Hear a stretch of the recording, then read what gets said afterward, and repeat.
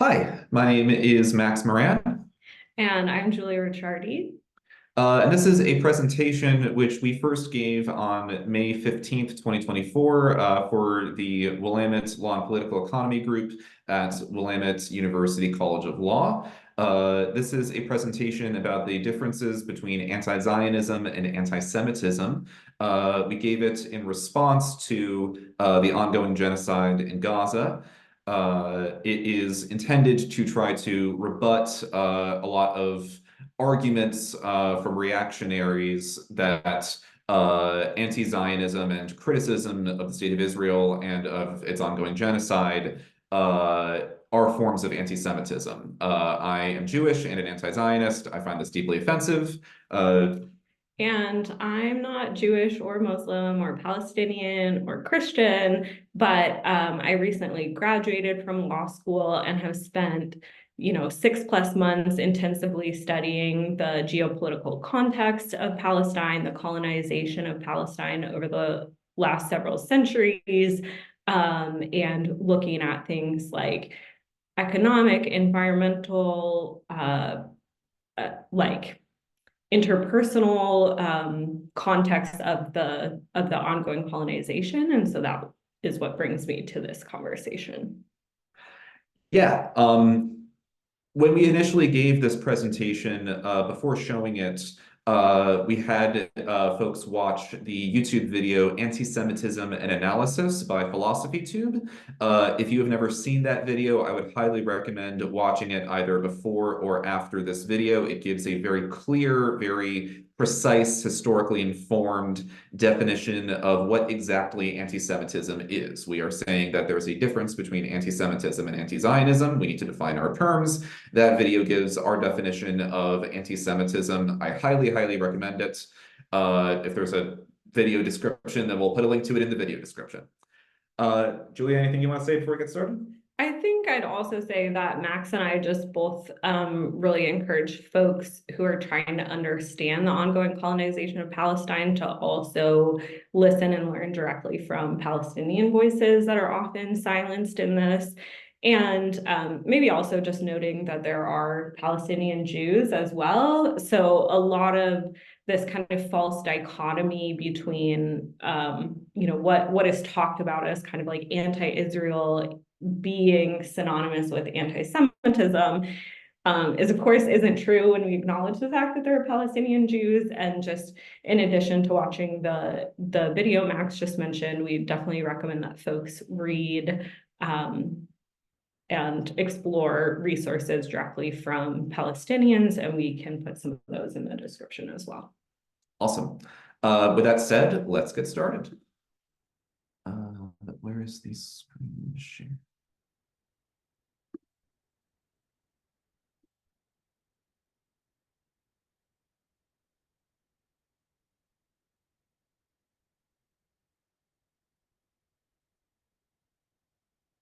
All right, there we go.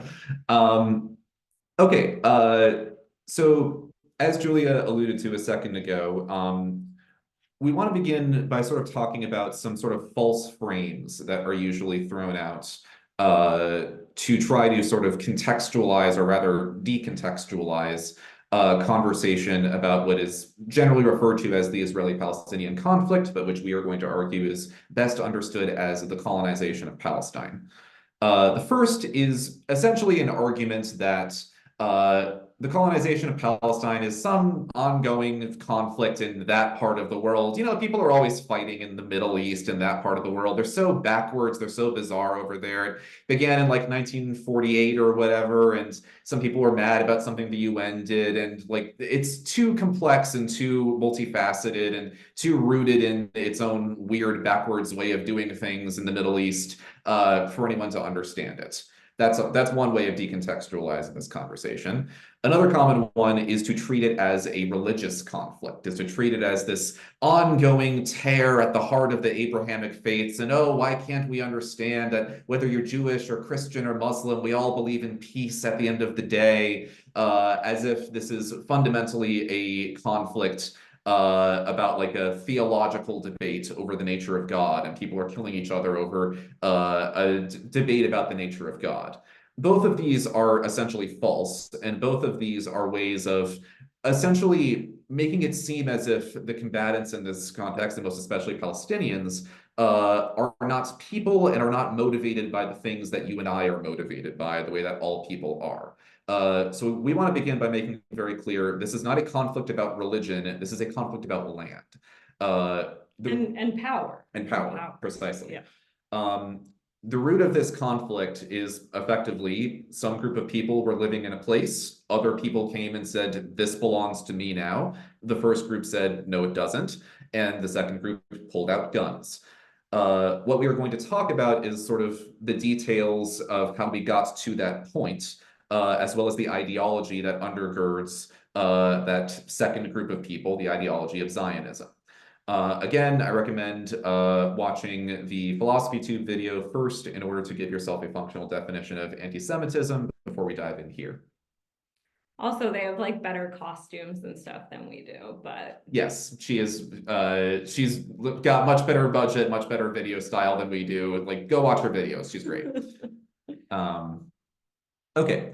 So first of all, let's try to, or rather, I want to draw attention to one particular aspect of Judaism.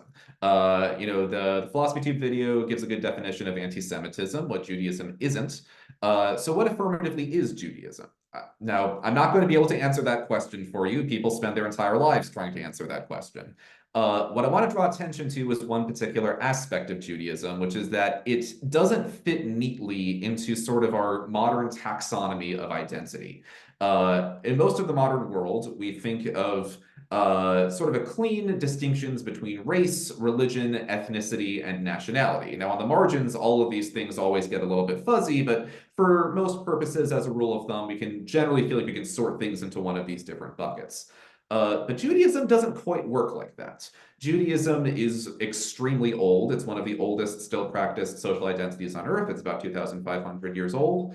And as a result, it sort of defies neat categorizations. There's aspects of an ethnicity to it. There's aspects of a race, sort of a nationality in there. There's a religion in there, but it's not just about that.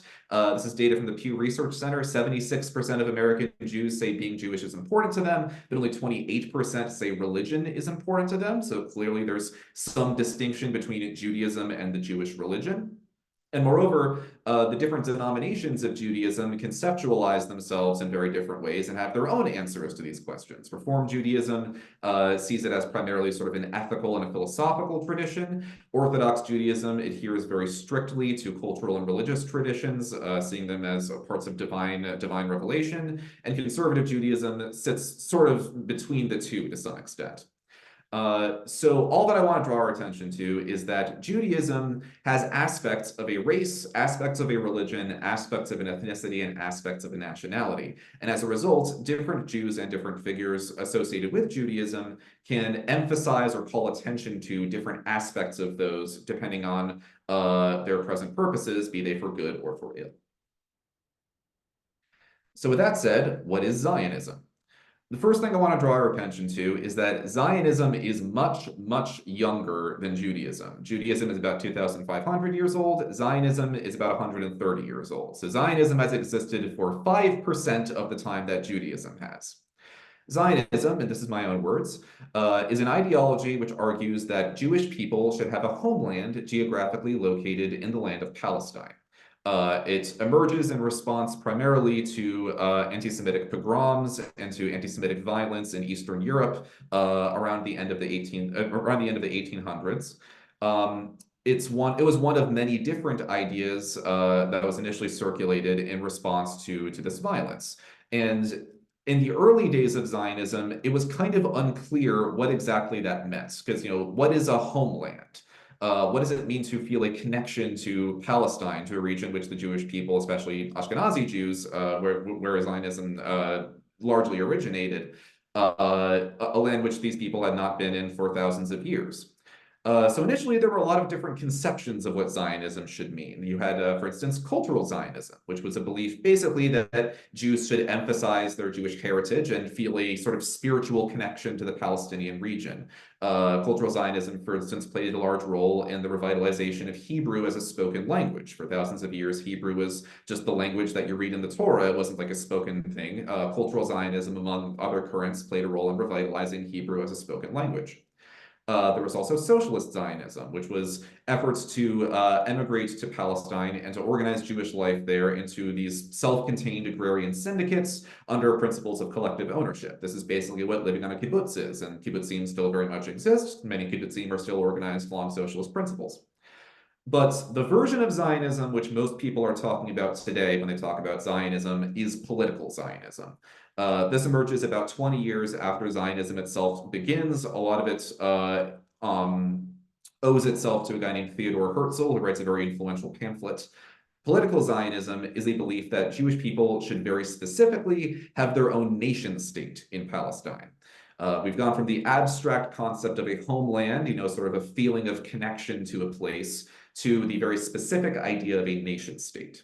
This nation state should in turn grant national identity and thus political rights under the law to Jews because of their Judaism. Now, if you know anything about nation states, you know that if you are not a part of the nation, you don't get the privileges that come with being in the nation. That's why if you're an immigrant to the United States, you are bound by US law, but you can't vote in US elections unless you go through a very difficult process of obtaining citizenship. So impliedly, if there's going to be a Jewish nation state, then non-Jews who live within its boundaries are going to have a different status afforded to them under the law, or at least not going to get all of the privileges which Jews will under this law.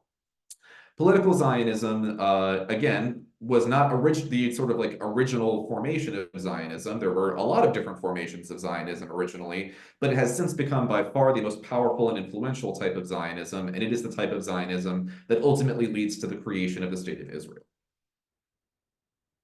So just to summarize, first couple sets of important distinctions here. One, Judaism is a very old idea. Zionism is a very young idea.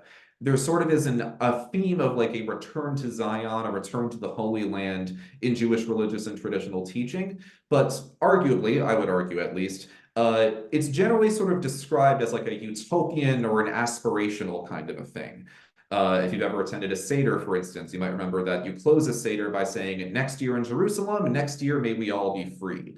This is not really meant to be sort of like a political commandment. You have to go to the land of Israel and you have to go to Jerusalem next year. It's more of sort of like an idea of like we've closed out a ceremony about celebrating freedom from slavery. Next year, may all the peoples of the world be free from slavery, kind of thing. And like we'll all be sort of at the same table. Exactly. Right? We'll all be able to enjoy the beauty of the Holy Land in sort of an idealized kind of a sense.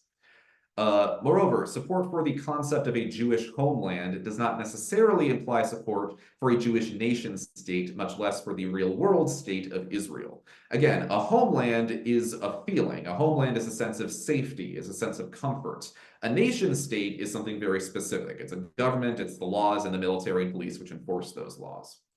Can I jump in Please. for a second?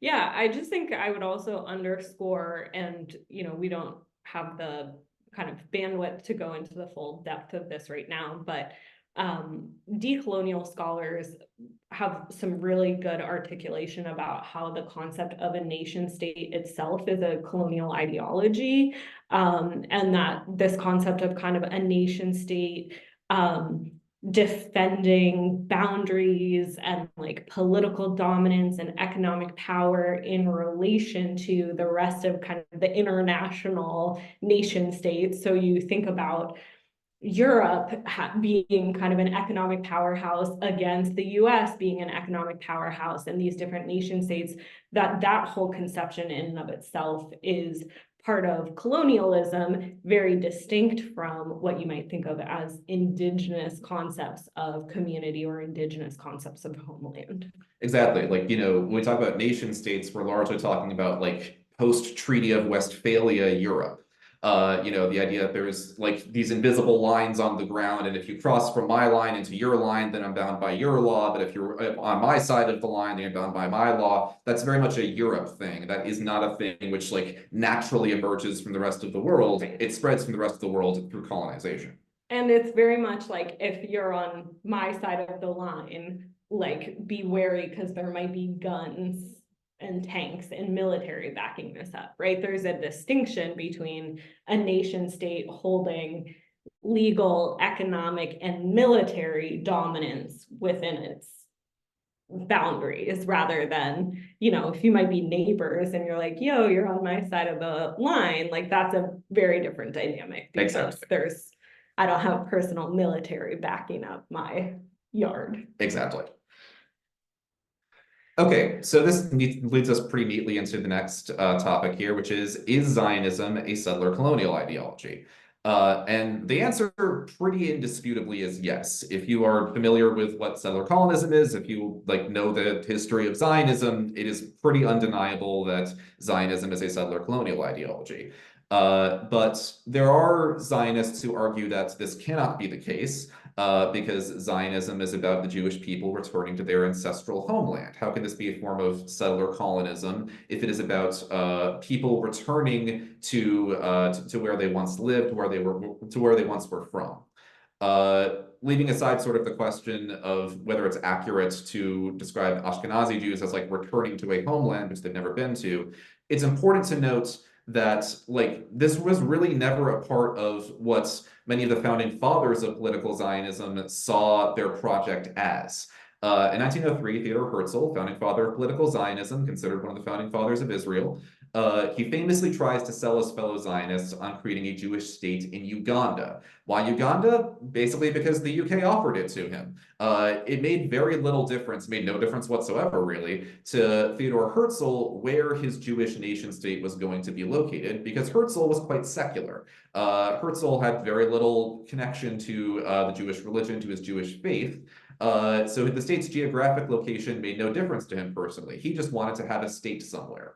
I think it's important to say that, like, Herzl articulated this very clearly, but he certainly wasn't alone in that secular conception of Zionism, or in the conception of a Jewish nation state being located sort of wherever we can get land, right? There were many other Zionist founding figures that felt similarly, and some of them were even sort of quite opposed to the religious aspects of Judaism, right? Exactly.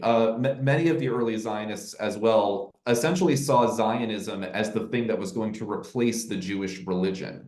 This is all happening like 40, 50 years after the publication of On the Origin of Species. Many of these early Zionists essentially think that religion is on its way out as an institution in human life.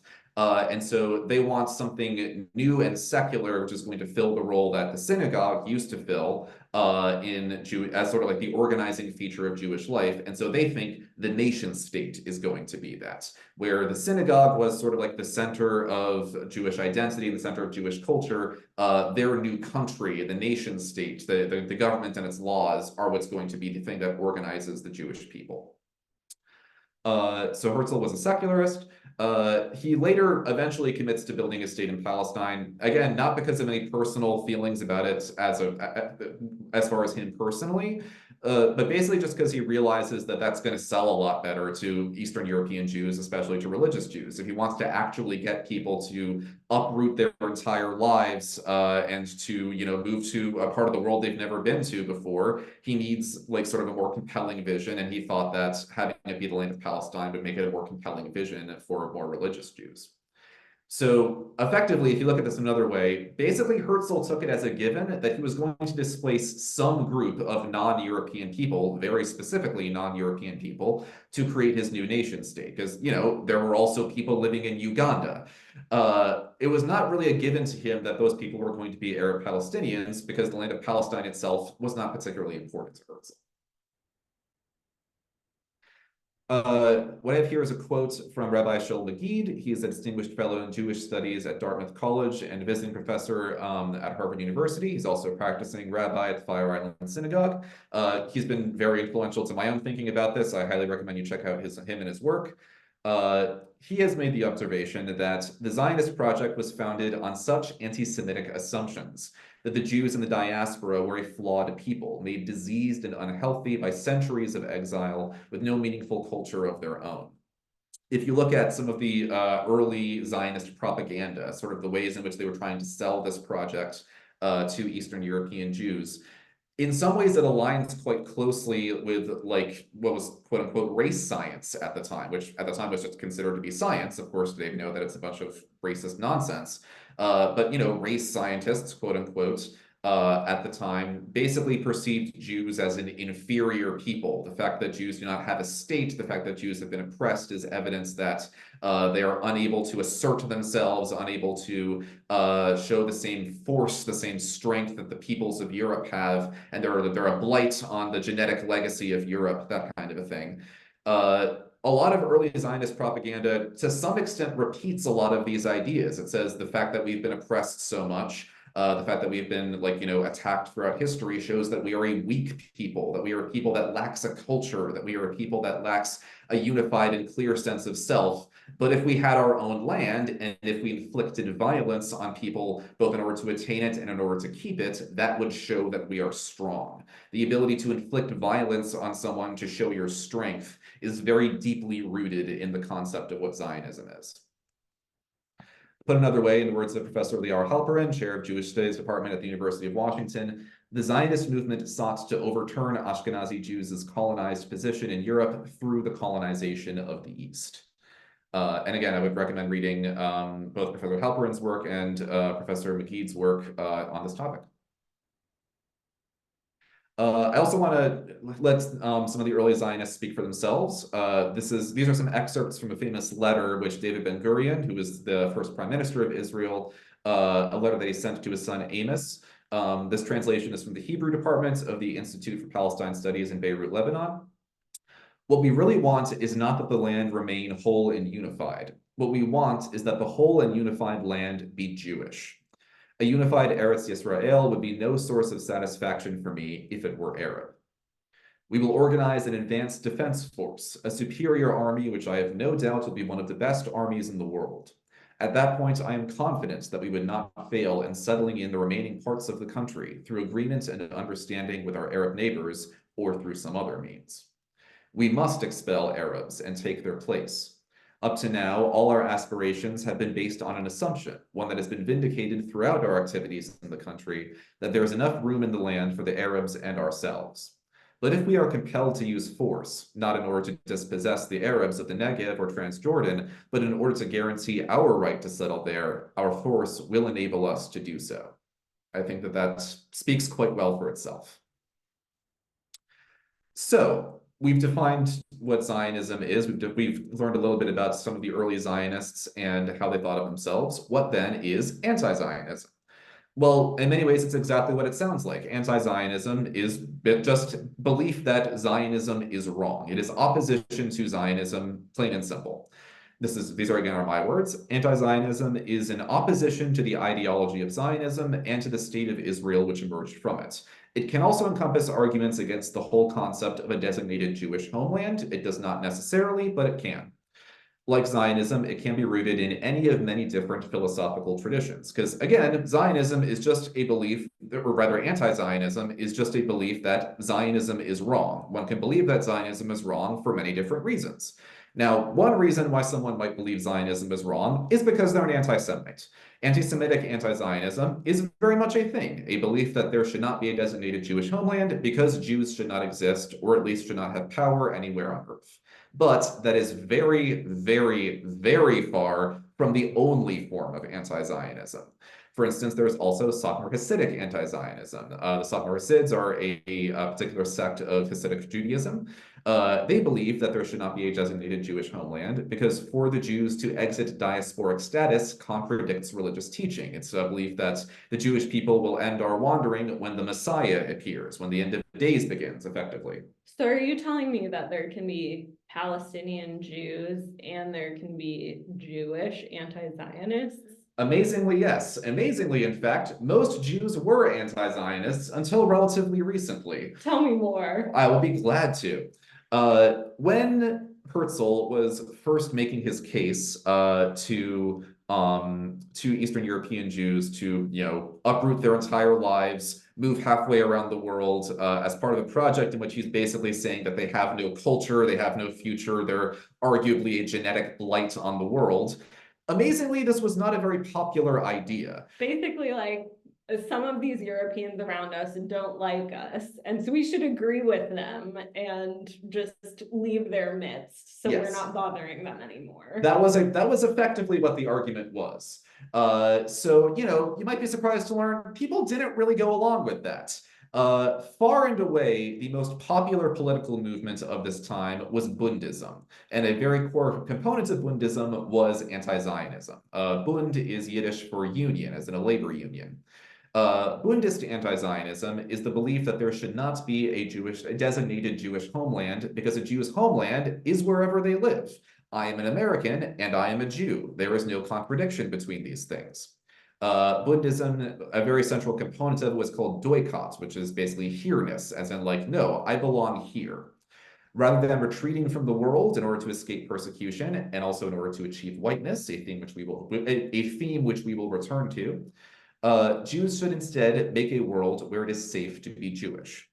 This was far and away the most popular political movement among Eastern European Jews from the late 1800s to World War II. I'll also note and emphasize that it was very specifically a socialist movement. Bundism basically saw itself as the Jewish people's contribution to the cause of worldwide socialism.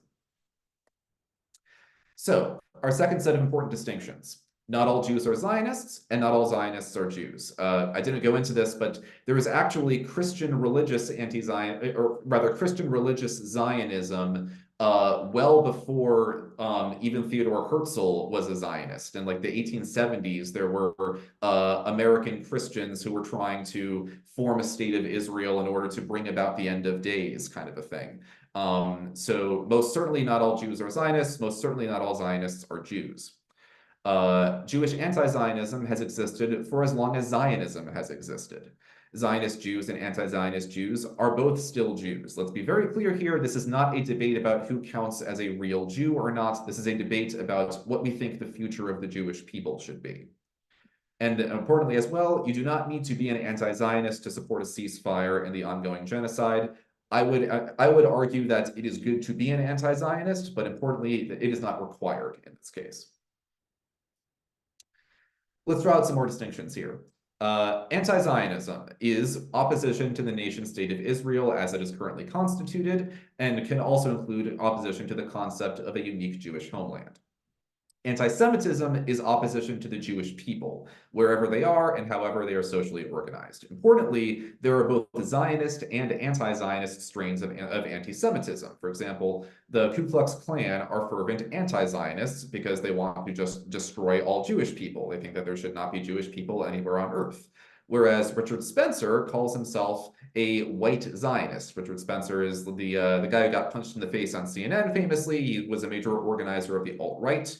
And he says basically that he thinks white people, whatever that term means, white people's relationship to the United States is like Jewish people's relationship to the land of Israel. And so he wants his ideology to do for the United States what Zionism has done for Israel. Whatever you think of all of that, the point here is just very clearly you can be both a Zionist or an anti-Zionist and also hate Jews. Anti-Zionism is also almost definitionally involves sympathy and solidarity with the Palestinian people. Doesn't necessarily, but almost certainly if you are an anti-Zionist, you think that this land, that the fact that the Palestinian people were there first is a very important part of this conversation. Anti-Semitism can be coterminous with disdain for or disinterest in the Palestinian people. It is just hatred of Jews. People who hate Jews probably hate other people as well. As they say, bigots are usually intersectionally bigoted.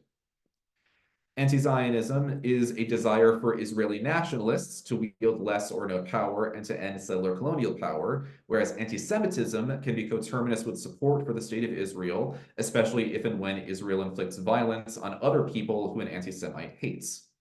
And anti-Zionism has no inherent desire to harm the Jewish people. Anti-Zionists might believe that violent resistance to Israeli occupation is justified or necessary, but they have no particular desire to harm Jews. Anti-Semitism, by contrast, definitionally, is about wishing to harm Jews. Now, again, let's be very clear here. These are not mutually exclusive ideas. There very much are anti-Zionists who are anti-Semites. But importantly, these also are not the same idea. There very much are anti-Zionists who are not anti-Semites. There very much are anti-Semites who are not anti-Zionists. One of these things does not necessarily imply the other. They can overlap, they do not necessarily overlap. It's also important to contrast anti-Zionism with liberal Zionism. Anti-Zionism is a belief that Zionism is a fundamentally flawed project which should not continue, and thus that the state of Israel as we know it, which emerged out of Zionism, should not continue. However life in Palestine is going to be organized, suppression of Palestinians in service of settler colonial values is immoral and untenable. And importantly as well, anti-Zionism, again, is just opposition to Zionism. So people who call themselves anti-Zionists may have many different preferences about how they would like life in the land of Palestine to ultimately be organized. They just think that Zionism is not the way to do that. Liberal Zionism, by contrast, is a belief that Zionism can be reconciled with broader values of human rights and self-determination for all, and thus that support for the state of Israel can be reconciled with those beliefs. All of that is a long-winded way of saying liberal Zionism is effectively the two-state solution. Anti-Zionism, again, has existed for as long as Zionism has. Liberal Zionism mostly emerges as the state of Israel emerges itself, and especially after the occupation of Gaza and the West Bank. It hits sort of a high point in the 1990s with the Oslo Accords, but today liberal Zionism is pretty much very heavily in decline. And the reason for that is that liberal Zionism is really not favored at all by any actual Israelis or Palestinians. Liberal Zionism pretty quickly hits a sticking point, which is that the reason that everyone is fighting here is that they want the same land. And liberal Zionism says, let's divide up the land, but then who's going to get what? In effect, liberal Zionism is primarily something which Americans who are onlookers to the conflict sort of say in order to feel better about themselves and feel like they sort of are considering all sides of the conflict and are being very reasonable, but no one who would have to actually live in either of the two states and the two-state solution seems to really strongly support it. I think another important piece, which we can't fully delve into today, is the two-state solution, at least certainly for those of us in the West and in America, becomes very reductive and sort of a way to end conversations. The way to handle this is just to divine a two-state solution, and someone's going to handle that at some point in the future. But all of the past attempts to, sort of clandestinely designate two separate states have failed royally. And one of the reasons for that is because land and culture and society and resources just don't actually function that way, right? There are certain parts of a land that provide access to fresh water. There are certain parts of a land that can be developed for agriculture. There are certain parts of a land that can be developed for cities and urban life and all sorts of different uses that we have to sustain life, both economically and interpersonally and environmentally and all of these different things. And leaving aside the fact that liberal Zionism fails kind of from the perspective of decolonialism, it's if you actually try to figure out what that would look like on a map and in reality, it breaks down very quickly because there's actually no functional way to adequately. I mean, it just seems nuts to even think about dividing this land, but the UN officials and other international bodies that have tried to do it have found there's really no sort of cut and dry way that you can split a river in half and say, each country gets half of this. Yeah, if you've ever seen any sort of the maps which have been proposed, and they've got things like snaking through here, and then this part is cut off, but it's part of the same country as this other part. It's functionally it just doesn't work that way. Well, and the UN partition plan, the original one in the late 40s, did try to sort of like snake and divide the land in these two separate ways, but it still required a belief that the two entities would be economically dependent on each other. And so for Americans who have a conception of a two-state solution that, we could divide the map and Jewish Israelis could live their life and have their country and their government the way they want, and Palestinian Arabs could live in their country and have life the way they want. Even for kind of international experts who believe that there's some possibility of that, they say these two nation states must rely on each other economically for the region to function. And if what you're trying to say is basically these two groups of people cannot mix and we need hard boundaries, international borders between them in the same region, but like it's cool, just like rely on each other economically, you can see very quickly that the whole concept just doesn't make any sense. And I think that's part of what's like important for us to recognize in the West, of like how much propaganda and sort of like one-liners were fed without us having to deal with the complexity. It's a very funny thing because we're told like, oh, this issue is so complex, the only solution is a two-state solution, as if a two-state solution is a simple idea, when in reality that in and of itself is complex to the point of being impossible. Exactly. This basically repeats what we just said. But anti-Zionists, and by anti-Zionists I mean myself here, this is my own opinion, would argue that the oppression and steady violent elimination of the Palestinian people have been built into the modern state of Israel since its founding. And in fact, these are indispensable aspects to it conceptually. Palestinians overwhelmingly want to return to their pre-1948 homes and communities, which are now occupied by Israel. A two-state solution thus quickly hits an irreconcilable conflict. Anti-Zionists, by which again, I mean myself, would argue that political Zionism is an incoherent idea unless one ultimately denies that the Palestinian people have equal fundamental rights to self-determination, liberty, property, and life. Therefore, anti-Zionists, myself, would argue that the oppression of the Palestinian people will continue as long as Israel continues in its current formulation. Israel, as we know it, cannot conceptually survive Palestinians being treated as equals. So, another set of important distinctions. Non-anti-Semitic objections to the state of Israel are based in universal values, which critics apply not only to the state of Israel. Things like colonialism, white supremacy, genocide, these things are evil because they are evil, not specifically because they are happening in Israel. A good faith critic opposes Israel for violating moral precepts which they are applying to human behavior worldwide, not just to Israel. By contrast, an anti-Semite might ignore or give a pass to similar evils when they occur elsewhere on Earth. In fact, they might support inflicting those evils on particular people whom they hate. Again, the issue here is the way that you are treating human beings. It is not the people who are doing the particular thing.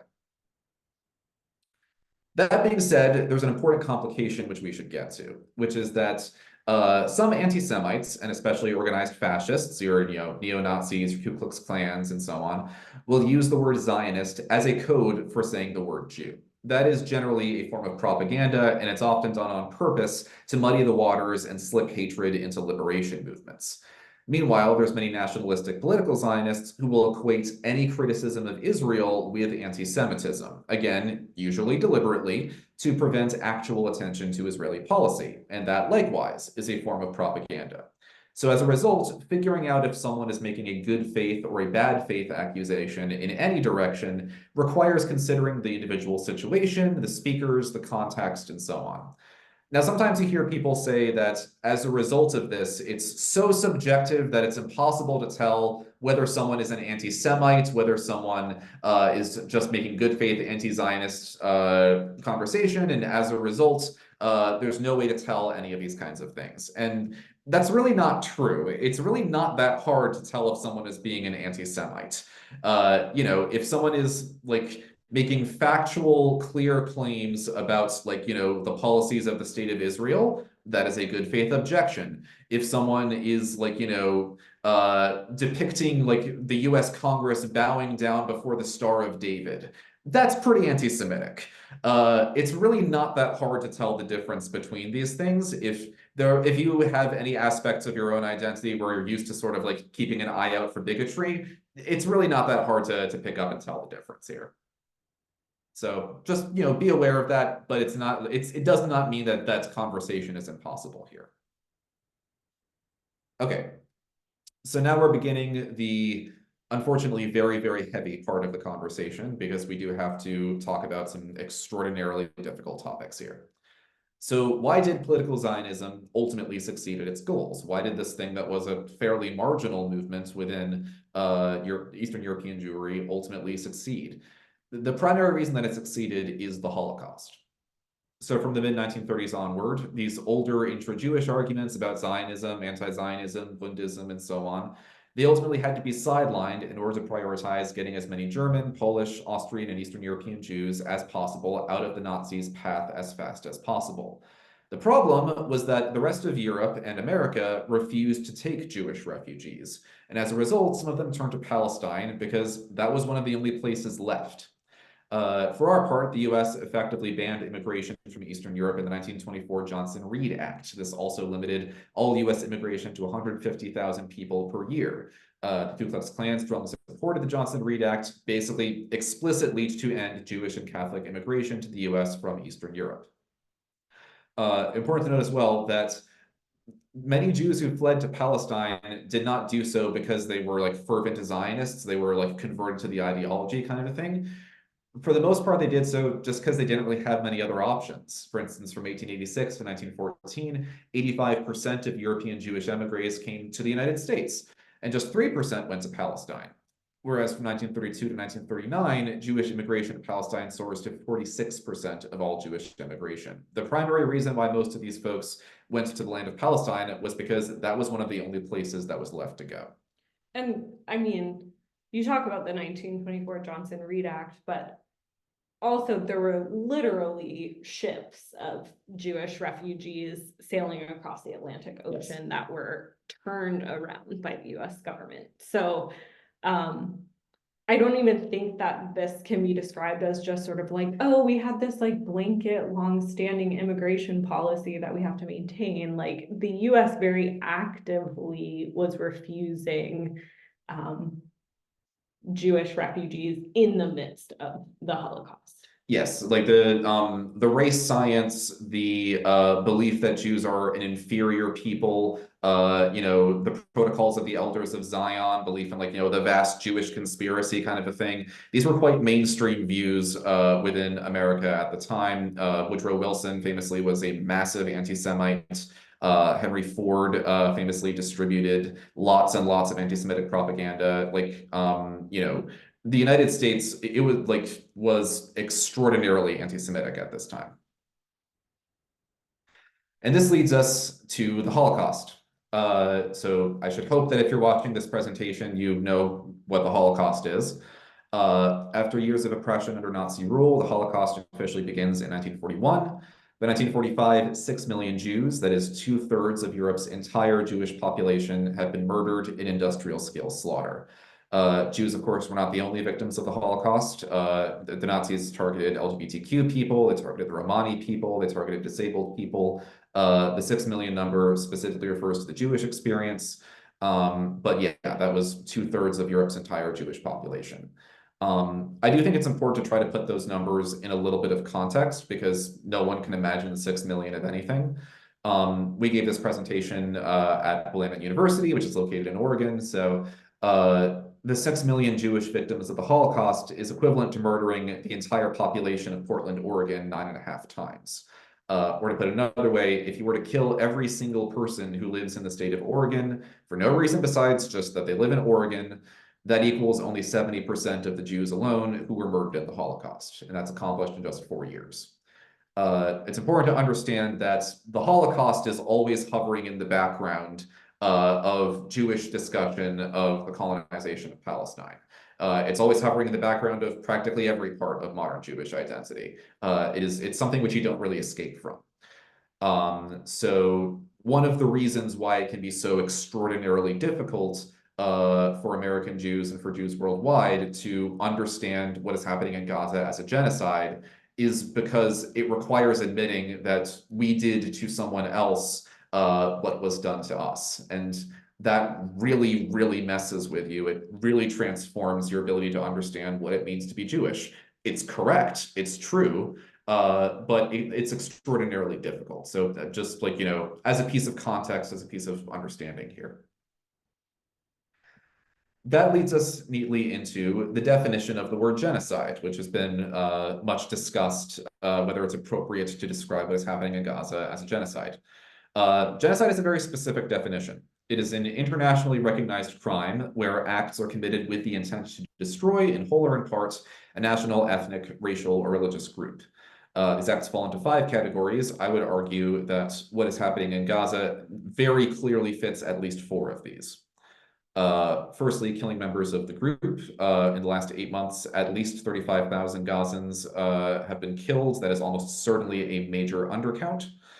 About half of those as well are children. The population of Gaza is extraordinarily young. Secondly, causing serious bodily or mental harm to members of that group. About 77,000 Gazans at time of recording are known to have been injured. Again, that's almost certainly an undercount. As far as mental harm, it's worth noting that even before October 7th, there were a slew of studies out of UC San Diego, which found that 85% of Palestinian children show symptoms of PTSD. In fact, there's arguments that the term PTSD doesn't neatly describe the experience because there's no post there. The trauma has been ongoing for 80 years. Deliberately inflicting on the group conditions of life calculated to bring about its physical destruction in whole or in part. You can begin this, with the modern formation of the Gaza Strip in the first place, but certainly since October 7th, Israel has heavily restricted basic humanitarian food delivery. Gaza is in a state of man-made famine. It has been for several months now.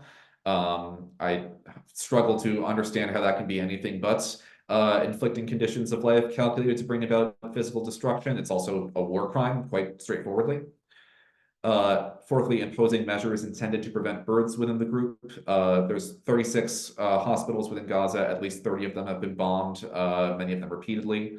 And fifth, forcibly transferring children of the group to another group. So that would be my argument for why I think it is appropriate to describe what is happening in Gaza as a genocide. I think it is frankly appropriate to describe what has happened in Gaza for decades as genocide. Note as well that there's a number of other serious violent crimes that do not fall under the specific definition of genocide. Those include crimes against humanity, war crimes, ethnic cleansing, mass killing. The International Criminal Court has issued warrants for the arrest of Prime Minister Benjamin Netanyahu and many members of his inner circle. The ICC would be the international organization that makes a final legal ruling on genocide or any of these other crimes. The ICJ, the International Court of Justice, which is a related organization, has said that there is a plausible case of genocide, as have many other humanitarian groups, many other experts in international criminal law. Do you have anything to go ahead? Yeah, gosh, it's really, I think it's easy to get caught up in the kind of definitional and legal language of this, and then to just take a moment and be present to what this actually means as a reality for people who are enduring this and people who are becoming martyrs in this. I just want to add a few points, which many of you who are watching this, I'm sure, are aware of. But in addition to restricting basic aid, food, those sorts of things, there's a crisis of access to basic living supplies, such as diapers or menstrual products. But in addition to what Max has listed here as number 3, conditions that are calculated to bring about kind of the physical destruction of life or the inability of life to continue. I believe estimates are that over 100,000 buildings have been destroyed in Gaza. And first of all, shelter is a basic human need for life to persist. But in addition to that, the destruction of those buildings releases significant amounts of toxins into the atmosphere. So experts are saying that basically all of Gaza right now is coated in kind of this toxic dust that includes things like asbestos particulates and other, if you think of like the chemistry labs or the types of like medicines and chemicals that might be stored in the hospitals that have been bombed out, building and construction materials that have been in all of these, whether it's schools, universities, hospitals, homes, shopping centers, markets that have been destroyed. All of those particulates are now released into the atmosphere, coating surfaces, which leads to, research shows that that kind of toxic particulate leads to persistent illnesses like cancer, asthma, other conditions like that, which also ties in with number 4, measures that are intended to prevent births. There actually is a study from a few years ago. I believe it was conducted at Al-Aqsa Hospital, which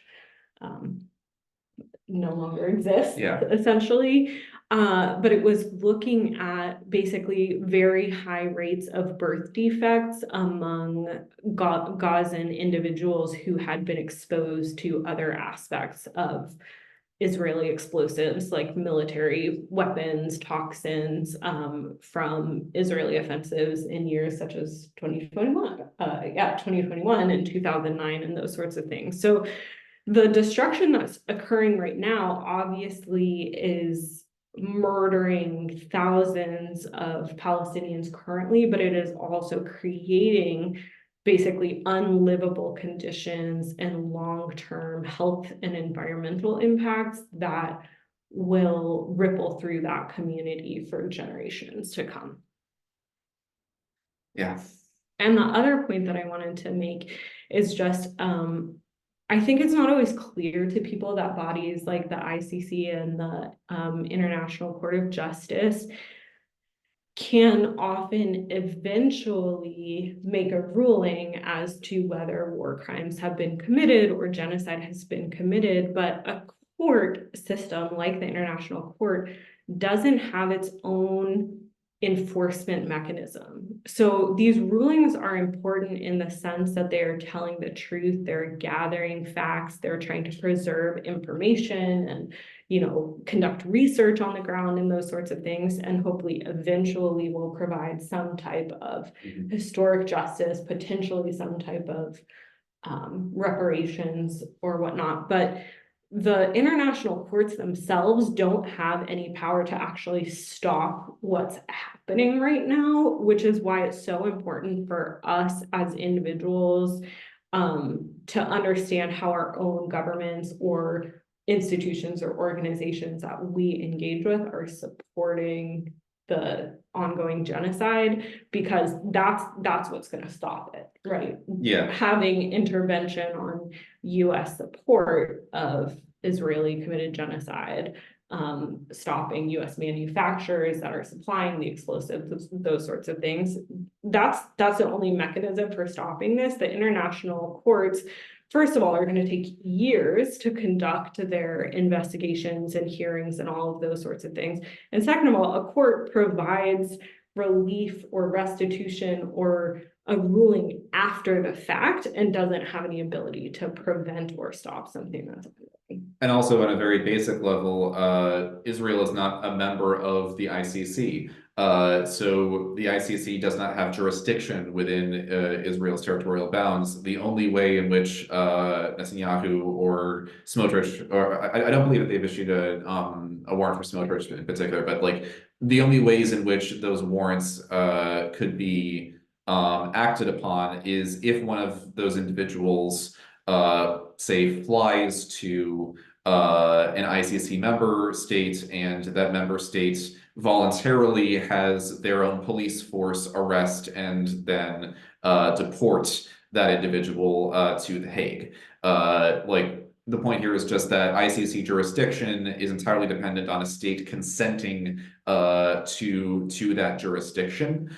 So aside from, again, the practical reality that it does not have a police force, it does not have a method of enforcement, the only way in which these individuals would have to travel to a location in which they would be potentially subject to that jurisdiction before they actually would be subject to that jurisdiction. Notably, the United States is also not a member of the ICC. So, one last thing I wanted to note on the term genocide, again, tying into the particularly Jewish experience of the Holocaust, is that the word genocide was coined specifically to describe the Jewish experience of the Holocaust, which adds another layer to, I think, why it can be hard for American Jews in particular to look at what is happening and identify it as a genocide.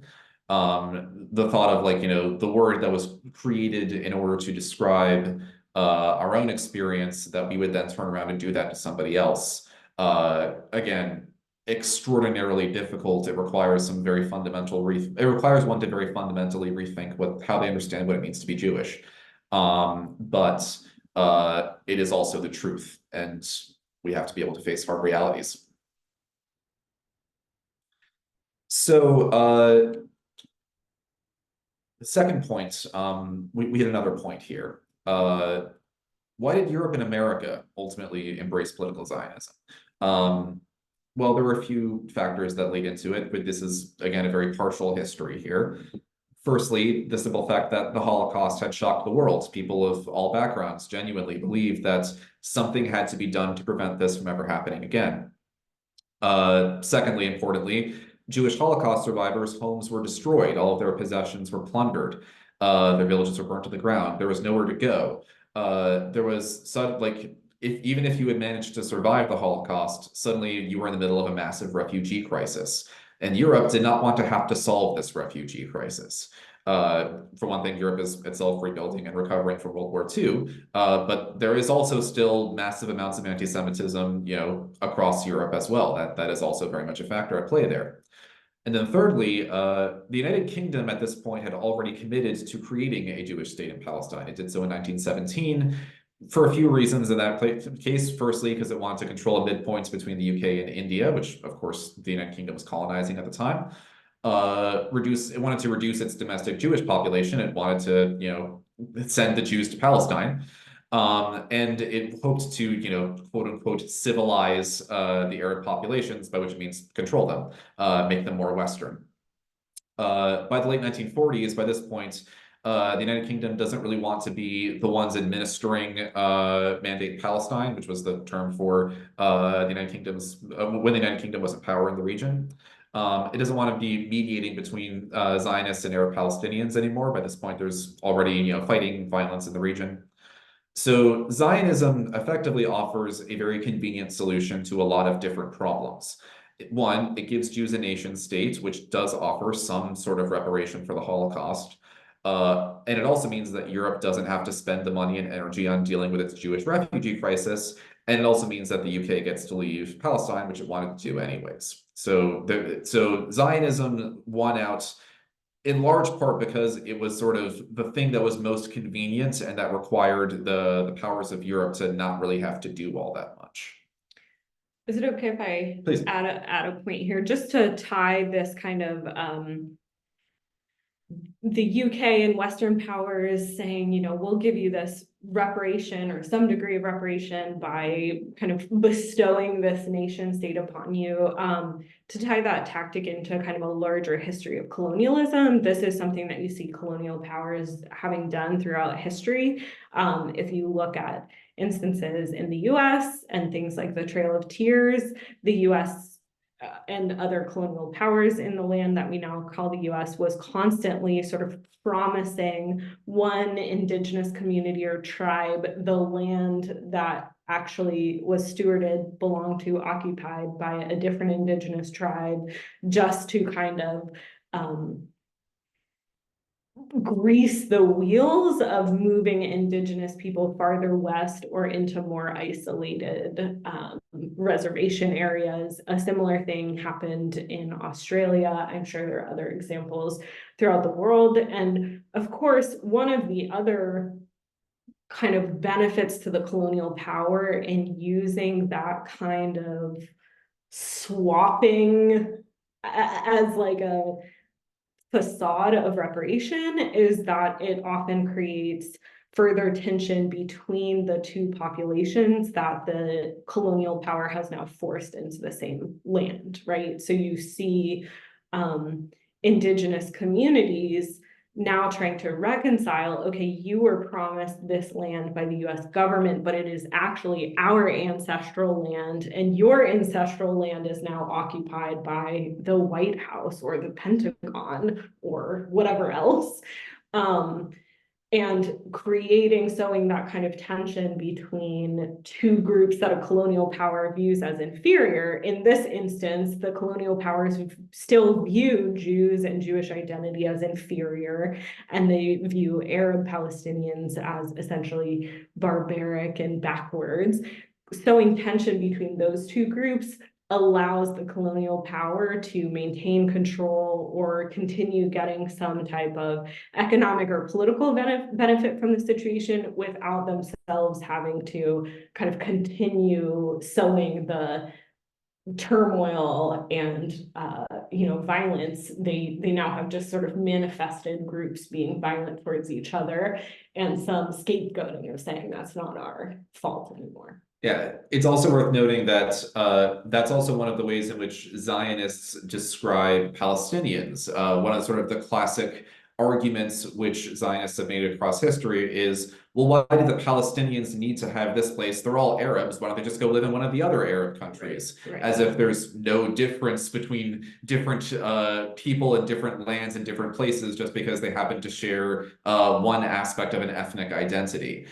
And there's a long and very, very well documented by Zionists themselves series of what they call transfer plans, which discuss both sort of violent forced removal of Palestinians from their indigenous homelands to other places like Lebanon and Syria, or what they tried to consider to be like, transfer by choice, giving some sort of incentive to still force the Palestinians to leave and move to these other Arab nations. So yeah, that's a good point. And I think, certainly like this section of the presentation is focusing on the horrors of the Holocaust, and we can't, minimize that. And we need to really recognize the way in which the horrors of the Holocaust have impacted and caused generational trauma for Jewish communities. I'm just bringing up some of those other pieces to help folks understand that the colonial playbook or the colonial scheme is really replicated in all of these different instances around the world. And each particular instance has its own specific details, because the culture or the landscape or the technology available at the time of military intervention is different in different regions. But these dynamics or these kind of political maneuvering to cause certain forms of dissent or certain forms of violence and destruction can be traced very easily through all of these different colonial projects. Yeah, it's very important to have that broader perspective. Thanks for bringing it. So this leads us to another extraordinarily heavy topic, the Nakba and the founding of Israel. So in 1947, the United Nations votes to partition the land of Palestine into two states, one for Arab Palestinians, who were going to receive 47% of the land, one for Zionist Jews, who were going to receive 56%.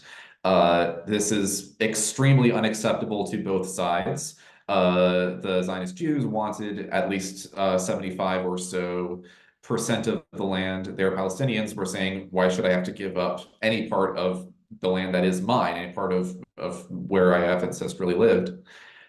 This in turn causes 1947, 1948 Arab-Israeli War. Historians sometimes classify this as several different wars because it's a war that begins with one country existing and ends with a different one existing. So it's sort of hard to categorize and classify in that way. But what matters is that it results in the creation of modern-day Israel. Israel seizes 78% of the land of Palestine, and this in turn begins the Nakba.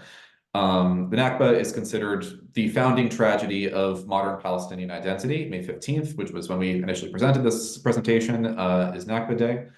By the end of the 1948 war, at least 15,000 Palestinians have been killed, and 750,000 Palestinians, which is over 80% of the population, have been displaced.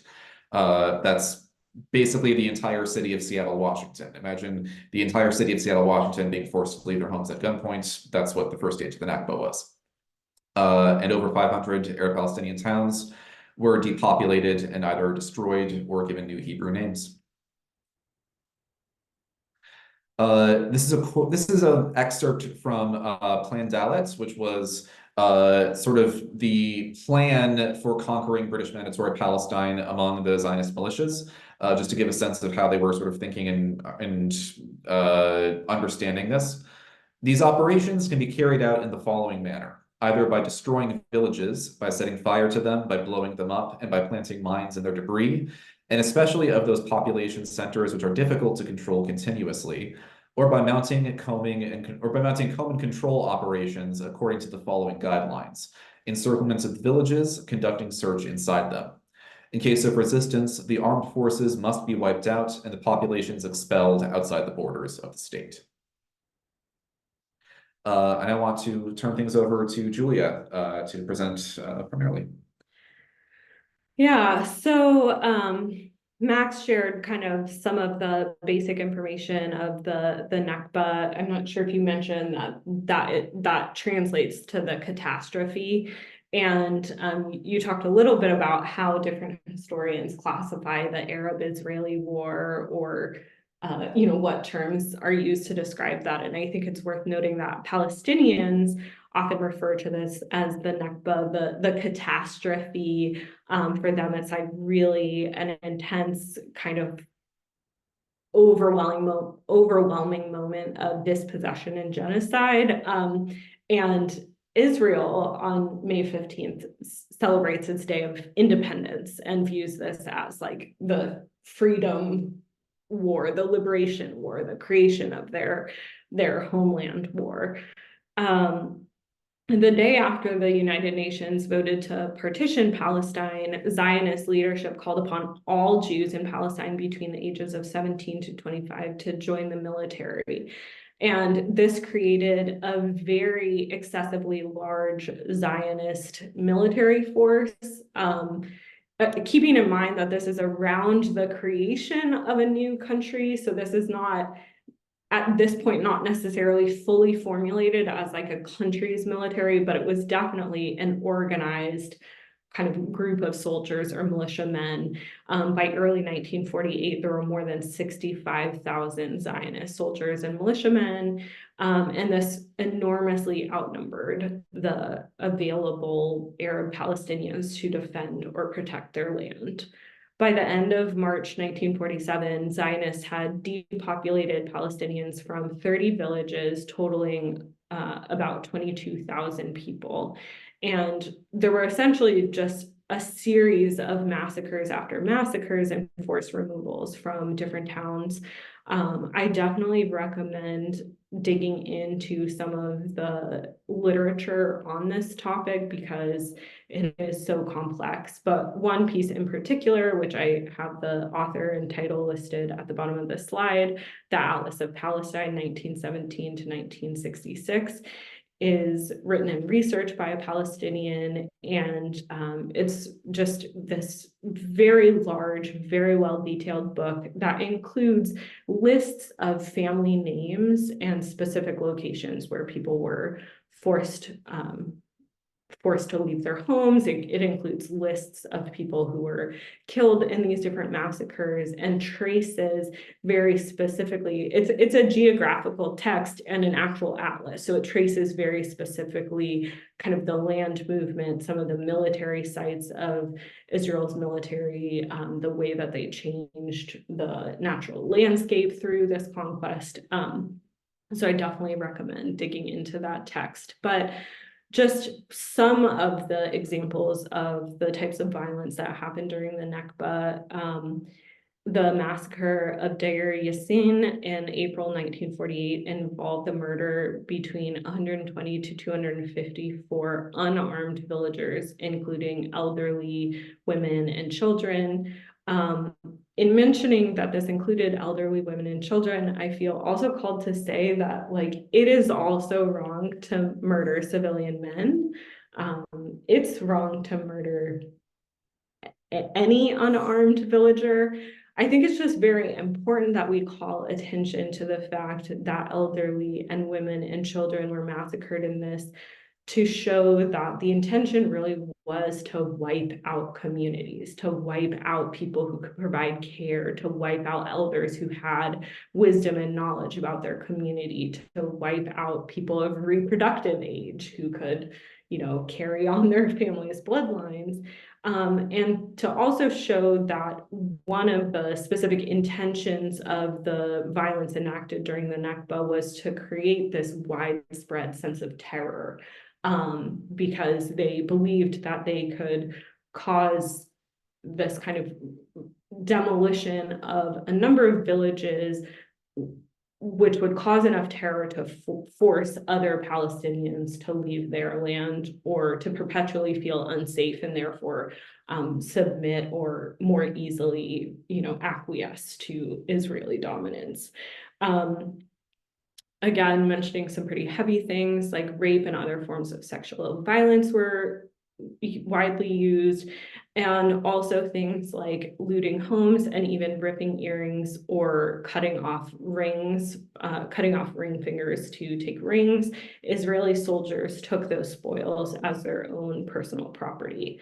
Even in instances where villagers raised the white flag in the international symbol of surrender, they were still, in some instances, murdered and dumped into a large pit or a mass grave.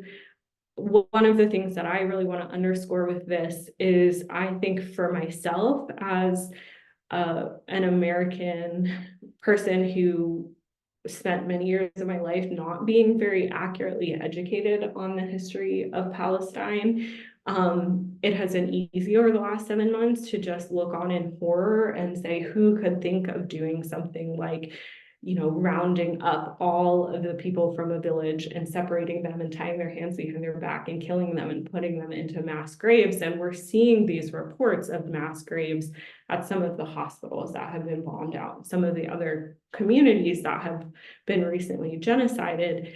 And I think it is really important for us to actually learn that that is part of a long-standing history. Those are not new tactics by Benjamin Netanyahu or new tactics by this current iteration of the Israeli force.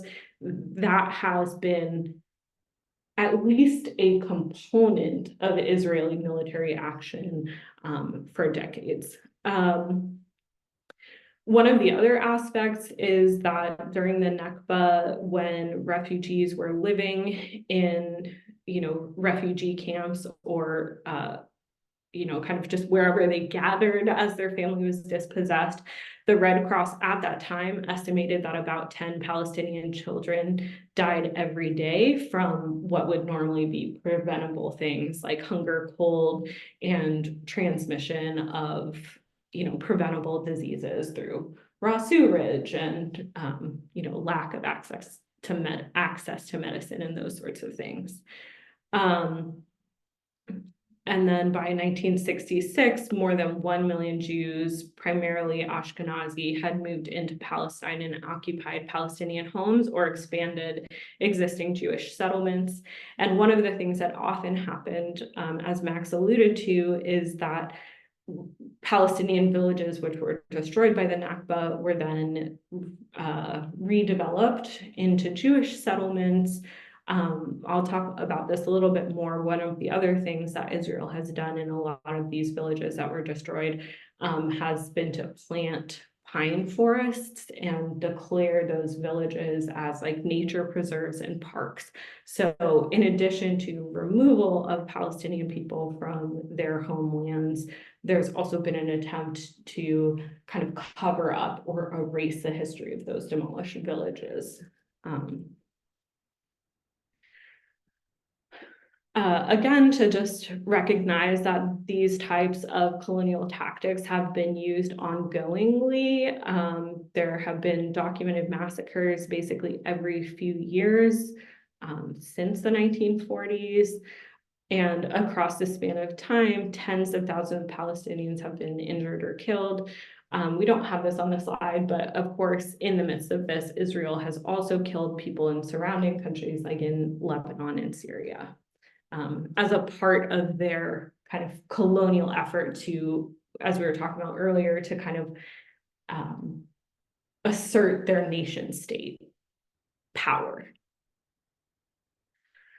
So I do think it's very important when we're talking about colonialism to really go back to listening to the people of the land, listening to the Palestinians. Max and I, neither of us are Palestinian, so we can't speak to that personally, but I did want to share this poem with everyone. It is written by Rashad Hussein, who lived from 1936 to 1977 and was born in Palestine. He published his first collection in 1957 and established himself as a major Palestinian poet and orator. He also participated in founding the land movement in 1959. He eventually moved to Syria, Lebanon, and then New York City. He was eventually buried back in Palestine, and his funeral was attended by thousands of Palestinians. So just to give you some sense of how he's regarded within his community. And the poem is, "With the land come nears me, drinks from me, leaves its orchards with me to become a beautiful weapon defending me. Even when I sleep, the land comes near me in my dream. I smuggle its wild time between exiles. I sing its stones. I will even sweat blood from my veins to drink its news. So the land comes near me, leaves a stone of love with me to defend it and defend me. When I repay it, I will embrace it 1,000 times. I will worship it 1,000 times. I will celebrate its wedding on my forehead, on the rubble of exiles and the ruins of prisons. I will drink from it. It will drink from me, so that the Galilee would remain beauty, struggle, and love, defending it, defending me. I see the land, a morning that will come, and the land will come near me." And there's certainly a very long and documented relationship between Palestinians and their ancestral land. I think for those of us, again, in the West, especially those of us who have kind of been immersed in propaganda and haven't had the opportunity to really dismantle that propaganda, it's easy for us to either believe that this story begins in 1947, with the UN partition or the Nakba. It's also easy for us to think that this is thousands of years old, like Max was saying, just like a struggle that's as old as time. For some of us, it's easy to think that this violence began on October 7th, but we really do need to learn the real history of this land and the people that belong to this land. The first recorded usage of the term Palestine is from 3200 BCE. So this is a very old identity, and the Palestinian identity predates by at least hundreds of years any record of Israel or Israelite. There's a clear and well-traced, unbroken relationship between Palestinian people and Palestinian land, meaning the land between the Jordan River and the Mediterranean Sea, for thousands of years. One of the symbols that Palestinian folks use to kind of embody their relationship with their land and their homeland is the olive tree. And here we have pictured what is believed to be the world's oldest olive tree. It's believed to be roughly 5,000 years old. There's a family that has been stewarding and taking care of this tree for generations. And so you see the current caretaker pictured here. And let me see. I'll talk a little bit more about the olive tree on the next slide. So as I was saying, like the olive tree has become really a symbol for Palestinians and their relationship to the land. And one of the things about the olive tree is that it's very well adapted to the arid and semi-arid regions that it's in. It can be quite drought resilient. It is also an agricultural crop that doesn't require massive amounts of like ongoing tending. It basically just needs to be tended to a few times throughout the year, and then the harvest usually happens in like September, October, November timeframe. So in that sense, it reflects this kind of aspect of Palestinian culture, like that we fit here, we belong here, we're adapted to this land, we share kind of qualities with this land. Olive trees also grow very, very slowly, and they grow deep roots. And that is also believed to be kind of a symbol of Palestinian culture. And here we have some images of trees, of folks harvesting the trees, and also some images of the famous Palestinian soap, which is made from olive oil. Conversely, oftentimes the pine forest is associated with Zionism and more recent Jewish settlement in the region, and pine trees grow much faster, but they're not as resilient. They don't have very deep roots. And there's been a very specific kind of Jewish Zionist plan or initiative to basically monocrop with this particular type of pine forest, which has a lot of environmentally degrading qualities, which I won't fully go into right now, but they're more likely to catch or expand, high heat forest fires. The monocropping, of course, decreases biodiversity. Monocropping also harms the existing native pine trees. And as I said, the pine trees are used by the Israeli government to cover up or plant over Palestinian villages, preventing, in many instances, the right of return, which is considered to be an international right for Palestinians displaced, for Palestinian refugees displaced from massacres such as during the Nakba. And this ideology of the kind of differences between the olive tree and the pine tree isn't something just held by Palestinians. It's also something that Israeli officials look to. So I've provided this quote from a former Israeli chief inspector. I believe that this person finished his duty in like the late 80s. So this quote isn't from last week, but it's also fairly contemporary.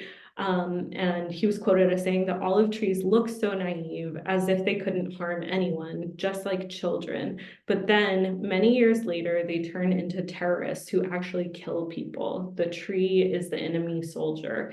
And so you can see in this ideology, like a lot of sinister aspects to it, right? On the one hand, you're kind of saying that like Palestinian children, no matter what, are going to grow up to be terrorists, so we might as well kill them while they're young.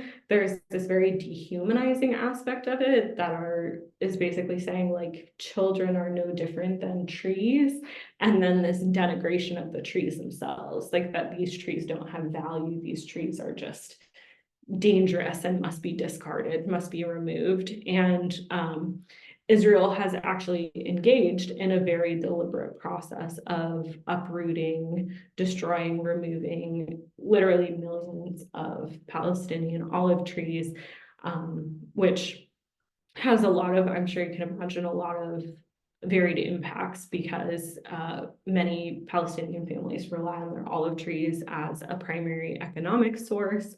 But it also causes, like we were talking about, that kind of conflict directly between Jewish settlers and Palestinians. Make our video pop back up.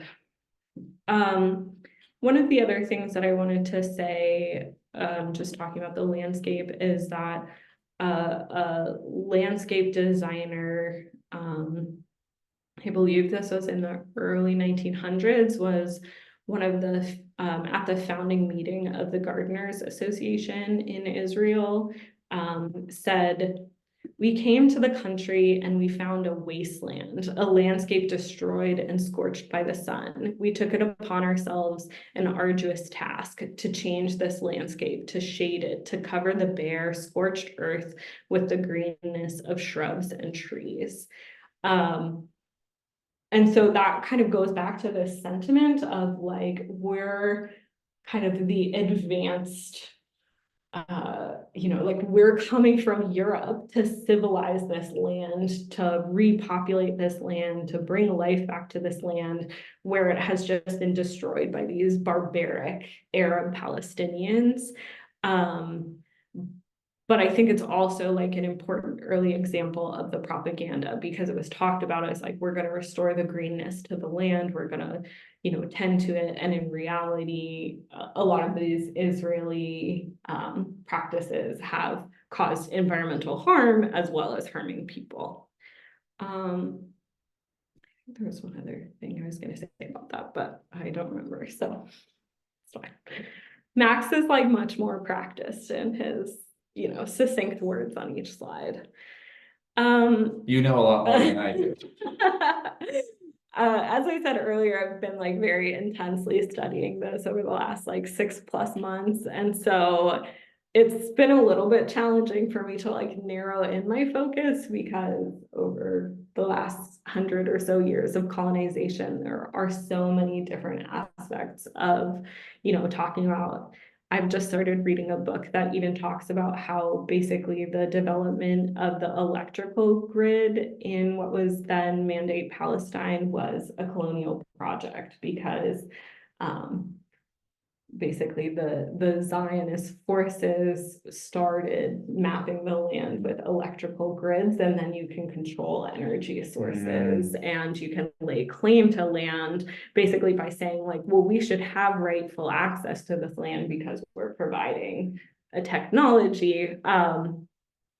So anyways, my brain, having kind of been engaged in so much of this research, has a harder time narrowing in on specific things. But the bottom line from all of the research I've done is just really understanding how specific this has been as a colonial project, and being able to say, like, of course, not all people who live in Israel partake in these beliefs or want this to be happening, but just like, I mean, I relate this to my experience in the US, like as an individual person in the US and as someone who comes from like a colonial identity. Max and I are currently occupying the land of the Kalapuya people.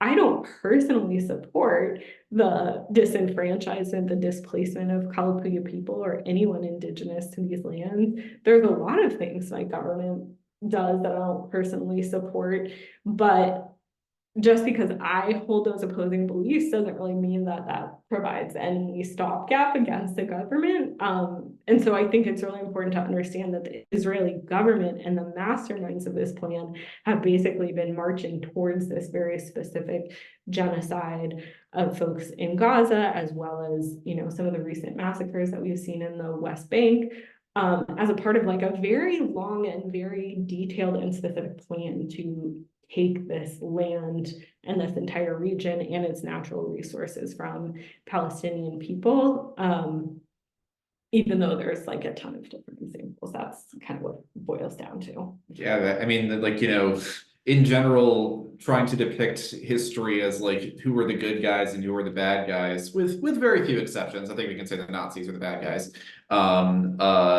Is just like, that's bad history and just a bad way of thinking about your fellow human beings. Yeah.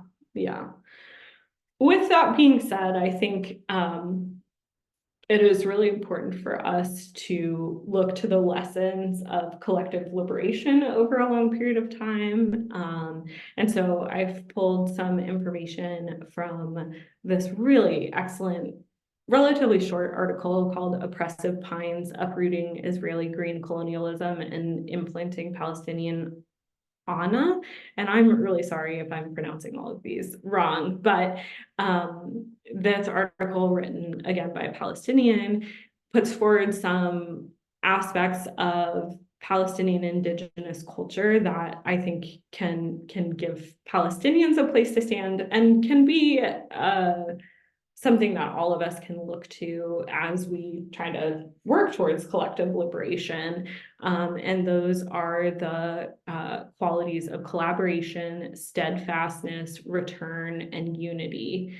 And I just want to share this quote from one of the farmers who has been terrorized and impacted by Israeli destruction of his farmlands, and showing kind of the resilience, the fact that Palestinian identity really holds on to this idea of like, no matter what, we will return to our land, we will care for our land, we will rebuild our communities. Like, we cannot be disrupted in our relationship to our land and our culture by these external forces. And that's, over the past several years, the land that I cultivate has been subjected to various types of violations from Israeli soldiers. He says, I've been exposed several times to gunfire. The army has also bulldozed the land and sprayed the crops with pesticides to destroy them.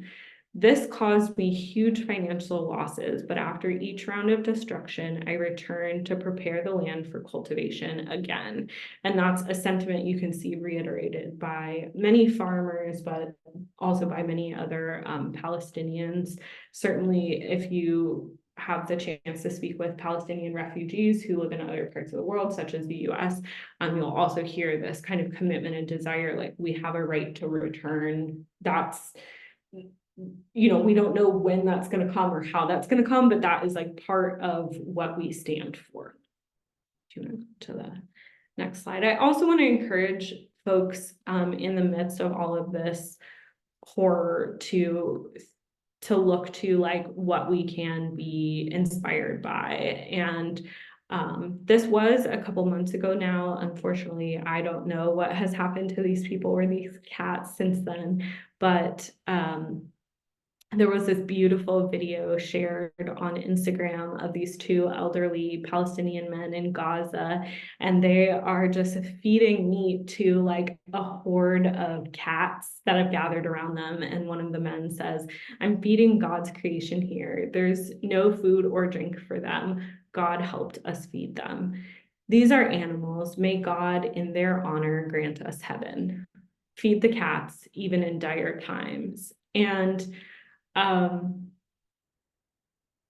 you know, I think it's important that we not kind of just like paint over everything with this kind of like, we all love each other at the end of the day. Like, you know, people in Gaza who don't feel this sentiment and are just literally trying to make it from 1 hour to the next, like, that is also a very valid reaction to the horror that they're enduring right now.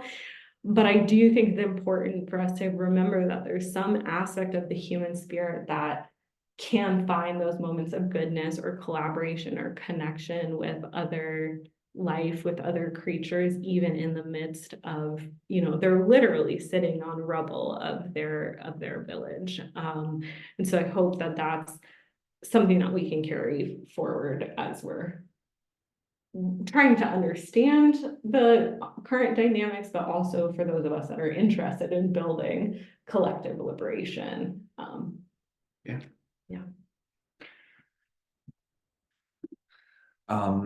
Thank you very much. I've heard Julia give this presentation a couple of times now, and it's always very moving. The last thing which I want to sort of talk about a little bit is the American perspective on this issue, specifically the American Jewish perspective. So why is American Judaism so extraordinarily Zionist? You know, I am Jewish, I was raised Jewish, and was told over and over growing up, in synagogue and Sunday school and summer camps and so on. It was just sort of naturalized as just a part of your Jewish identity that you feel this deep connection with a country halfway around the world that you've never been to and that I still have never been to, for what it's worth. Um, and that is a very recent thing, and that was not always the case. That American Judaism saw Zionism as just a fundamental part of what it is and what makes it up. In fact, it wasn't even right after the Holocaust that American Judaism took on this extraordinarily Zionist bent. For the most part, American Jews were basically indifferent to Israel and Zionism for about 20 years after the Holocaust. They saw that as something which some other people are doing halfway around the world if they even knew much of anything about Israel. What changed that was not the Holocaust. What changed that was the Six-Day War. Six-Day War begins 1967. We don't have time to go into all of the history of it, but what's important here is that a coalition of Arab nations attack Israel. Israel repels them, and in the process, it annexes parts of the Gaza Strip, parts of the Golan Heights, parts of the West Bank, the parts of the country that we think of as Palestine today. And this victory, this stunning victory in this war, inspires this huge wave of patriotism within Israel and also among Jews who are looking on, most especially within the United States. You have this image of these sort of powerful, muscular Jews using guns and weapons to repel an attacker. There's sort of, one could argue, a bit of a displaced revenge fantasy, or at least trying to reach some sort of a catharsis regarding World War II. Someone has attacked us, and this time we beat them, that kind of a thing. Moreover, it's 1967. We're in the middle of a Cold War. The United States sees this and sees, oh, these guys, one, are organizing themselves as a capitalist democracy, and two, they're very, very good at winning wars. So this leads to a major increase in the U.S.-Israel relationship to sort of bolster Israel as a bulwark against communism and against the non-aligned movement. And importantly, the Six-Day War happens right as there's also a major shift happening in domestic American Jewish identity. Up until now, domestic American Jews have been one of the most consistently left-wing and radical demographics within the United States. If there's some estimates that 20% of American Jews were a member of an organization run by communists before World War II. If you've seen the movie Oppenheimer, literally a major plot point in that movie and a major aspect of Robert Oppenheimer's life is how extraordinarily Jewish the left was. But after World War II, Ashkenazi Jews begin to essentially sort of quote unquote achieve whiteness, begin to assimilate into American whiteness.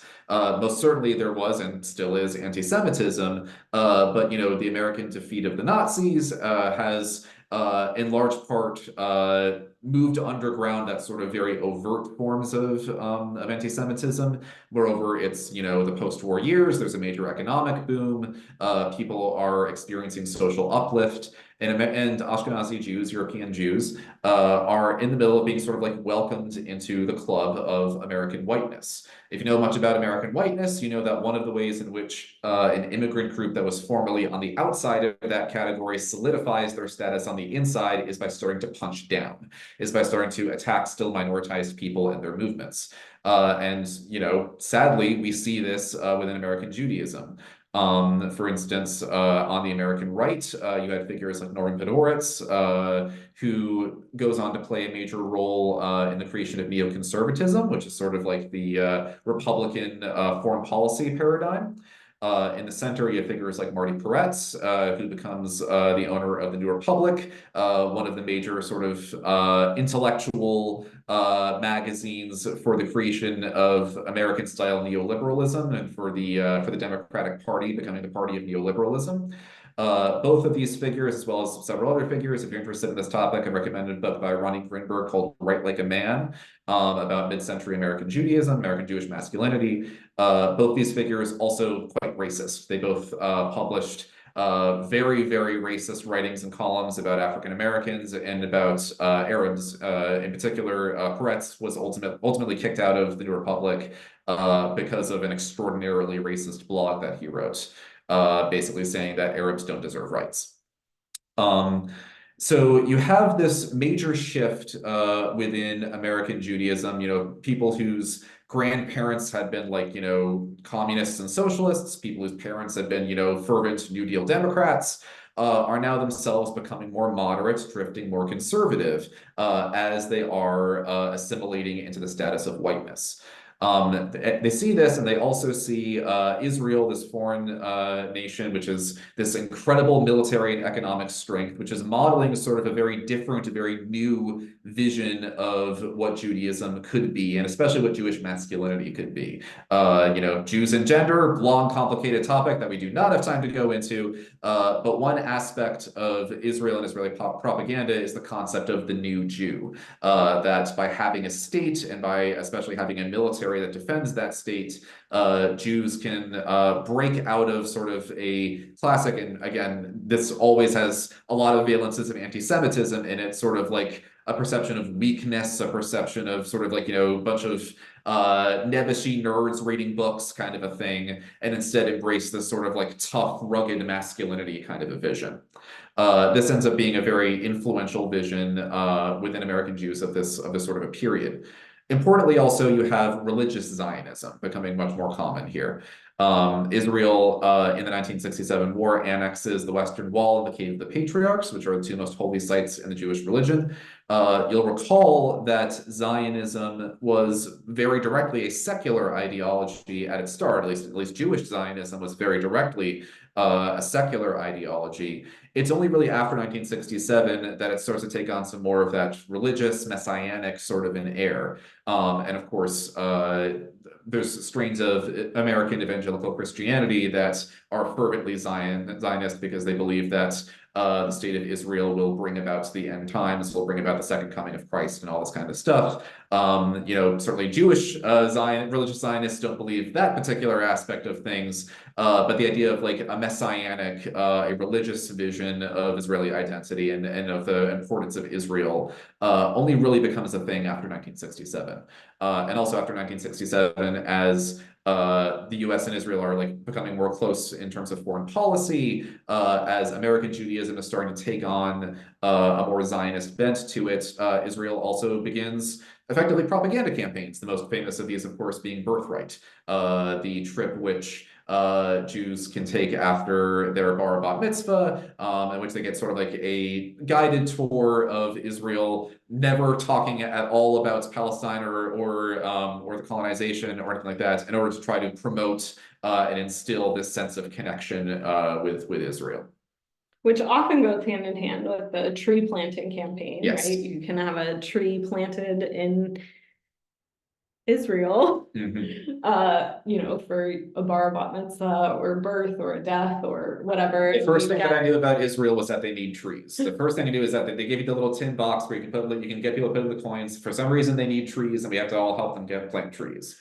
Yeah, I did remember the other thing that I was going to say on the tree slide, which is that some scholars have actually tied that also to an idea that these European Jews wanted to replicate something that looked like the European landscape, which actually was what they grew up with as their homeland. And then the other thing I just wanted to say while you're on this topic is that my understanding is while this concept of the new Jew was occurring and really influential in the US, it was also developing in Israel and part of that kind of campaign to have more European Jews immigrate to Palestine and kind of part of that whole conception of we're going to move there and revitalize our culture and our manhood and our provider status and all of that. Exactly. I also just want to add a couple other points if that's okay. I think Birthright is one of those I can't speak as fully to this, so like do not count me as an expert on this, and you certainly correct me if I'm wrong, but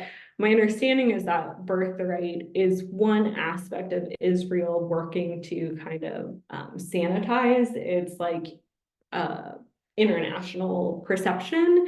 And another aspect of that, which is important to me as a queer person, is pinkwashing. And that Israel continues to be invested in a very specific campaign. For example, having trans members of the Israeli military tour throughout the US, talking about how Israel is so queer friendly or LGBTQ friendly.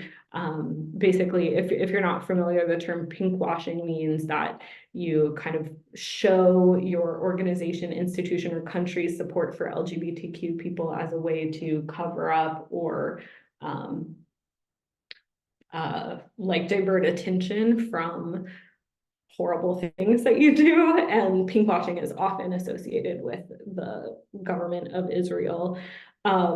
What's often not talked about while Israel is engaging in these campaigns across the US to bring, trans soldiers to talk about how LGBTQ friendly, what often is not talked about is Israel's treatment of LGBTQ Palestinians or LGBTQ Arabs overall.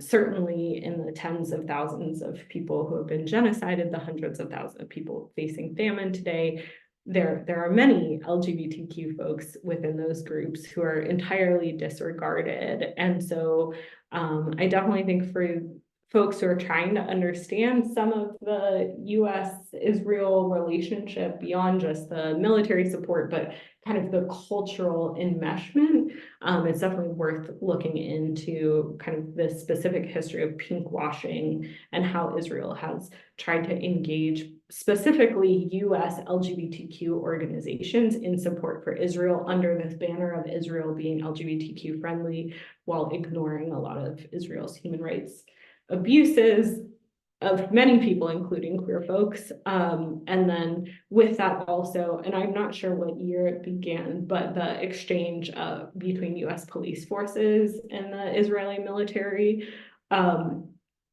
Obviously, Max and I are not going to go like fully into detail on all of these things, but I think, especially for myself as an American who, again, isn't Jewish or Muslim, there's a way in which really deliberate actions by the Israeli government to influence US culture and US perception of Israel extends far beyond, the American Jewish population becoming Zionist.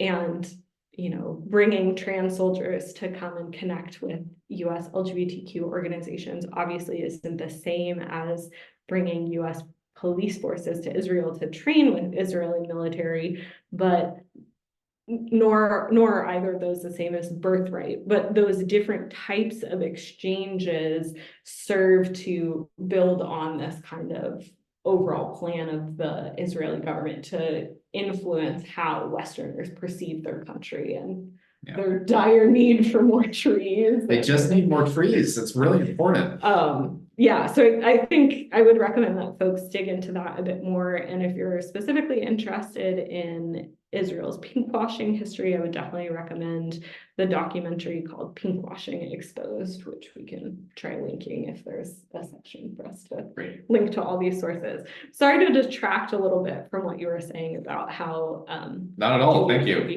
No, that's like my sections of this presentation are obviously very focused on the Jewish experience, just because that's what I feel qualified to talk about. But I really appreciate because obviously the US-Israel relationship is about a lot more than just American Judaism versus Israeli Judaism and so on. So. Well, and I think that's how we kind of end up with all of these different subcategories of anti-Semitic Zionists and anti-Zionist, anti-Semitic people and vice versa, and all of these different things. And where Max began with being really clear that this is not a religious conflict. This is not, an ethnic conflict, that primarily this is rooted in a history of colonialism and vying for dominance and power and acceptance in the eyes of, kind of the Western European stage, et cetera, et cetera.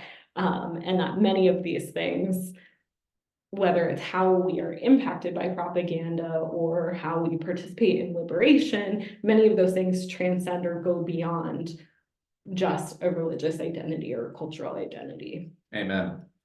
And in a way, I think that ties really nicely with the last point I wanted to make, which was just that the fact that American Judaism has not always been has not always been like so extraordinarily Zionist shows that it is quite possible to have American Jewish identity and to have diasporic Jewish identity without, like, treating Zionism as an indispensable and a core conception of that. We have done that before. There have always been members of us who have not done that. We can do that again. So to finally summarize here, firstly, the concept of a Jewish homeland is itself a contestable notion. It does not necessarily imply a Jewish nation state. Secondly, political Zionism has long been the most relevant and important form of Zionism, and it has always been rooted in settler colonism. Thirdly, Jewish anti-Zionism has existed for as long as Zionism has existed. Fourth, Zionist Jews and anti-Zionist Jews are both still Jews. Fifth, non-anti-Semitic objections to the state of Israel are based on universal values, which critics apply not only to the state of Israel. Sixth, American Jews were not always majority Zionist. And seventh, I do want to note as well, there's a difference between the bigotry of conscious hatred and the bigotry of unconsciously repeating ideas which one does not realize are bigoted. So often with this issue, especially, we fall into rounds and rounds of recrimination of, who's an anti-Semite, who is bigoted, who's this, who's that, and so on. And we miss that, one, this is a complex issue. It spans an extraordinary large amount of history. Two, it's an issue in which we're necessarily talking about, the most evil things that human beings are capable of doing. So no matter what, it's going to be extraordinarily emotionally fraught for everybody. Three, we're talking about people who, are minoritized people who, a lot of people don't know that much about it in any direction. And fourth, it's nobody knows everything about every culture. Nobody knows everything about their own cultures. So, I want to be clear here that, especially with this issue, it's a long and ongoing process of undoing propaganda that's been fed to us from a very, very early age, and about trying to understand both our own history and then, most importantly, trying to change things. So that's the note that I want to end on. Do you have anything you want to say? I would just say, Max said all of that really well, but I would just say that while we are wading through the many layers of information, some of which is propaganda and some of which is truthful and all of that, that it's never too late to become someone who says, we need a permanent ceasefire and that Palestinians deserve their life and their land, and that there can be a new vision for this region, and that we can support the self-determination of all peoples around the world. It can be very confronting. It has been confronting for myself as I said, a settler on this stolen land, trying to figure out my identity and my space as a white person on the land of the Kalapuya people, or other colonized indigenous people's land that I've lived on in other parts of my life. But as confronting as that is, it is okay for you to wake up tomorrow and say, today is the day that I'm going to be anti-Zionist, or today is the day I'm going to commit to taking one step towards a decolonial action in my life, or researching one more piece of information before I repost it or reshare it on the internet. We don't need to be ashamed of what we didn't know before. Absolutely. And thank you so much. I also have heard you give this presentation a couple of times and always learn a lot from you, and really, I really highly regard your willingness to consider the different aspects of your identity and how you were raised, and trying to come to a deeper understanding of what is going on in Palestine. Thank you. That truly means a lot. On that very moving note, before I tear up, thank you for watching. If you've made it this far into the presentation, hope this was helpful, and thank you very much. I'm very glad we did that.